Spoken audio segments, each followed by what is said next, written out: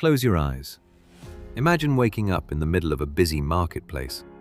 The year is nearly 5,000 years ago. The streets are alive. Farmers unload baskets of grain. Blacksmiths hammer glowing bronze. Merchants shout from every corner. Children weave through crowds carrying clay jars. People are buying. People are selling. Business is everywhere. But look closer. Nobody reaches into a pocket. Nobody hands over a coin.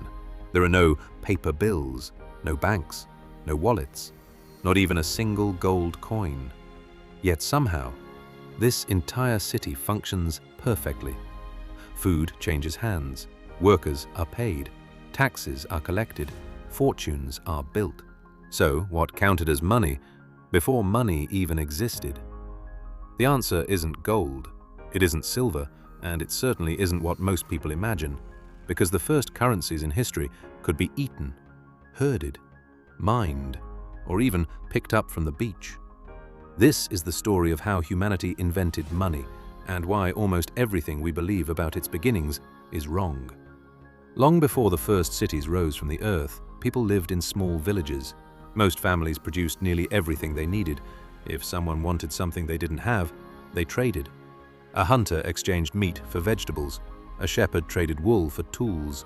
A fisherman swapped today's catch for firewood. It worked well enough until civilization began to grow. Villages became towns. Towns became cities. People no longer made everything themselves. One person baked bread. Another made pottery. Another forged weapons. Another farmed. Another raised livestock. Specialization made life better, but it also created a problem. Imagine you grow wheat. You need a new axe. The blacksmith doesn't want wheat. He needs leather. Now you must find someone with leather who happens to need wheat. Then trade again.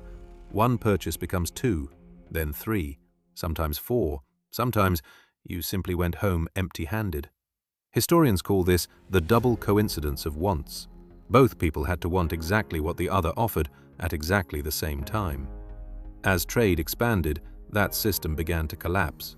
Humanity needed something everyone would accept, something valuable, something trusted.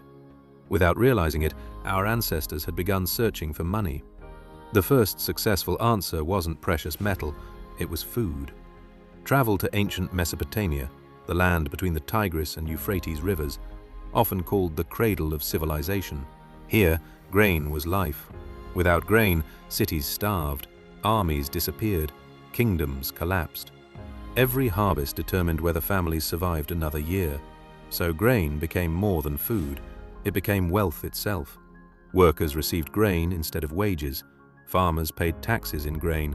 Kings measured prosperity by overflowing granaries. Temples guarded enormous storehouses filled with barley and wheat. These temples didn't simply store food, they recorded ownership.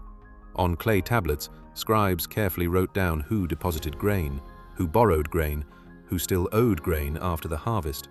Thousands of years before paper money, people already had accounts, debts, loans, even interest. In many ways, the world's first banking system wasn't built with gold, it was built with grain. For centuries, the system worked, until nature reminded everyone of one terrible weakness. Grain spoiled. Floods destroyed harvests, fire consumed entire storehouses, rats feasted on fortunes. One bad season could erase a lifetime of wealth. People began searching once again. This time, they looked towards something alive. Across much of the ancient world, wealth walked on four legs: cattle. Owning animals meant security. A cow provided milk, pulled plows, produced calves. A herd grew almost by itself. The more livestock a family owned, the richer they appeared. Some historians believe this is why so many ancient languages connected wealth with cattle. Even today, the English word capital traces its roots to the Latin word caput, meaning head. Originally, it referred to counting the heads of livestock someone owned. Your fortune wasn't hidden inside a vault, it grazed in the fields. But cattle created new problems. You couldn't split a cow into smaller payments. Transporting hundreds of animals across mountains was slow. Feeding your money every single day was expensive. Humanity still hadn't found the perfect currency. Then came something so common today, we barely notice it. Salt. Walk into your kitchen. You'll probably find it sitting in a small container. Cheap, ordinary, forgettable. Now, imagine living before refrigeration. Without salt, fresh meat spoiled within days. Fish couldn't survive long journeys. Food vanished before winter arrived. Salt preserved life itself. It allowed armies to march farther, sailors to cross oceans, merchants to travel for months. Entire civilizations depended on it. Soon, salt became one of the most valuable commodities on Earth. Caravans crossed scorching deserts carrying blocks of salt. Kings fought wars over salt mines. Governments taxed it heavily. Trade routes stretched for thousands of miles. All because of one simple mineral. People eventually gave it a name worthy of its importance: white gold. For generations, salt served as money, but it wasn't perfect. Rain dissolved it. Large blocks were difficult to transport. Its value changed from one region to another. Once again, civilization searched for something better. No one expected the answer: to wash ashore with the tide. Tiny, smooth, shining beneath the sun. Cowrie shells. To us, they look like simple souvenirs. To millions of ancient people, they were money. Real money. For thousands of years, cowrie shells traveled across Africa, India, China, and Southeast Asia. Markets accepted them. Taxes were paid with them. Dowries were negotiated with them. Entire kingdoms trusted them. Why? Because genuine cowrie shells came from distant tropical waters. They were difficult to collect, easy to recognize, hard to counterfeit, small enough to carry by the hundreds, beautiful enough that people actually wanted to keep them. For a time, they solved nearly every problem earlier currencies had failed to solve. But success created a new danger. The more trade expanded, the more shells entered circulation. As supply increased, each shell slowly became less valuable. One of history's earliest lessons in inflation had quietly begun. People searched once again.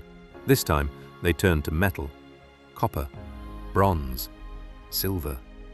Unlike grain, metal didn't rot. Unlike cattle, it didn't need food. Unlike shells, its supply was limited.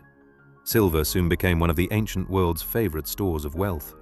There was just one problem. No standard existed. Every payment required weighing. Imagine buying a horse. The merchant places a balance on the table. You hand him several pieces of silver. He studies them carefully. Too light. You add another piece. Still not enough. Every purchase became an argument. Every merchant needed scales. Every customer needed patience. Dishonest traders quickly discovered ways to cheat. Some mixed silver with cheaper metals. Others shaved tiny pieces from every payment. A few grains each time, almost impossible to notice. Until hundreds of transactions later, an entire fortune had disappeared. Civilizations needed something people could trust instantly, without scales, without testing, without endless negotiations. Then, around the 7th century before Christ, a small kingdom in western Anatolia changed history forever. Its name was Lydia. The idea seemed almost too simple. Instead of handing people random pieces of precious metal, the king stamped each piece with an official seal. That tiny symbol changed everything. The weight was guaranteed. The purity was guaranteed. The ruler himself stood behind its value. For the first time, someone could accept money without weighing it first. Trade accelerated almost overnight. Merchants traveled farther. Markets grew larger. Business became faster than ever before. Other civilizations quickly noticed. The Greeks adopted coins. The Persians followed. The Romans perfected them. Soon, coins spread across Europe, North Africa, and much of Asia. Gold eventually became the king of precious metals. But surprisingly, gold wasn't the beginning of money. It arrived after thousands of years of experimentation. Humanity had already spent millennia learning one important lesson. Money wasn't about gold. It was about trust. Every civilization discovered that lesson in its own way. In ancient China, bronze tools shaped like knives and spades became money, not because people needed more tools, but because everyone recognized their value. Later, metal replicas replaced real tools. Money had begun evolving beyond usefulness. it had become a symbol. Far across the Pacific Ocean, the people of Yap invented one of history's strangest currencies: enormous stone discs. Some weighed several tons. Some were taller than a person. Moving them was nearly impossible, so they usually stayed exactly where they were. Ownership changed. The stones did not. Imagine buying a house without moving your money. Everyone in the village simply knew who owned each stone. Trust alone completed the transaction.